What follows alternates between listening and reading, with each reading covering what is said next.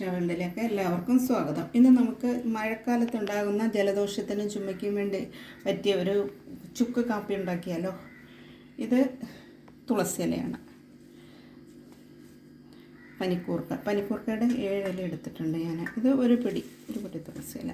പിന്നെ വേണ്ടത് കരിപ്പട്ടിയാണ്. ഇപ്പോൾ കരിപ്പട്ടി ചിലരിടത്തൊക്കെ കിട്ടാൻ ബുദ്ധിമുട്ടാണ്.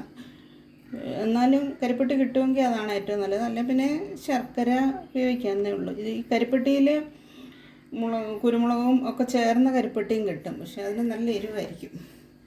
പിന്നെ ഈ കുരുമുളക് ചതച്ചെടുക്കണം. ജീരകം, ഒരു കഷ്ണം ചുക്ക്, പിന്നെ മല്ലി.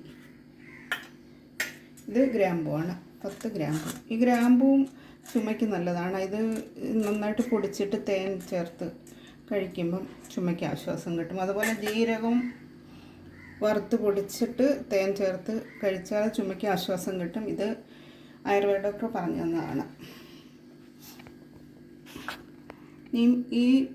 ഇത്രയും ഈ കുരുമുളകും ജീരകവും ചുക്കും മല്ലിയും ഇതും ഗ്രാമ്പും ഒന്ന് ചതച്ചെടുക്കണം. ഇത് 1 സ്പൂണ് മല്ലിയുണ്ട്. ഇതെല്ലാം ചതച്ചെടുക്കണം. ഇത് 1 ലിറ്റർ വെള്ളം എടുത്തിട്ടുണ്ട്. ഇതിലേക്ക് തുളസി ഇല ഇടാം.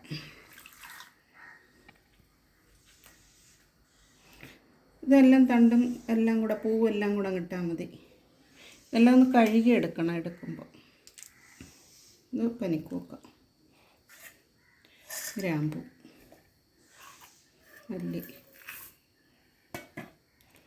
കുരുമുളക്, ഇതെല്ലാം ചതച്ചെടുത്താണ്. ജീരകം, പിന്നെ ചുക്ക്. ഇനി വേണ്ടത് കരിപ്പട്ടിയാണ്. അത് മുറിച്ചെടുക്കാം കുറച്ച്.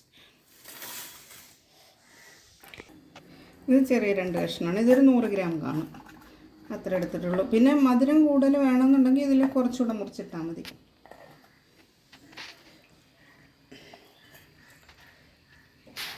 പിന്നെ ഇത് ഒരു 10-15 മിനിറ്റ് അടുപ്പിലിരുന്ന് നന്നായിട്ട് തിളച്ച്, സ്ലോയിൽ വെച്ചാൽ മതി.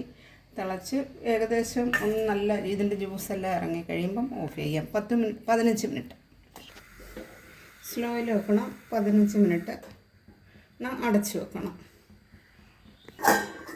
അടച്ച് വെച്ചിട്ടുണ്ട്. ഇനി ഇത് 15 മിനിറ്റ് ഇരുന്ന് തിളക്കട്ടെ. സ്ലോയിൽ വെച്ചാൽ മതി, അപ്പോൾ വേഗം പറ്റിപ്പോകത്തൊന്നുമില്ല. 15 മിനിറ്റ് ഇരുന്ന് തിളച്ചിട്ടുണ്ട്. ഇതിൻ്റെ അടുപ്പ് പറ്റണം.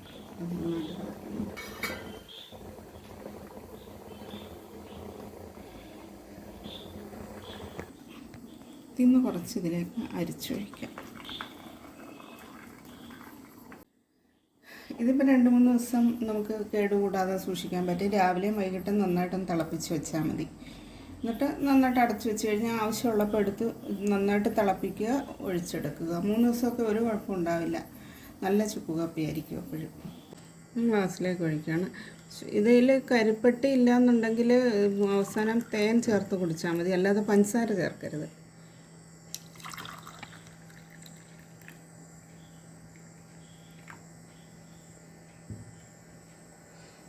ഇതാണ് ഞാനുണ്ടാക്കിയ ചുക്ക് കാപ്പി. ഇതെല്ലാവരും ഉണ്ടാക്കി നോക്കുക, വളരെ നല്ലതാണിത്.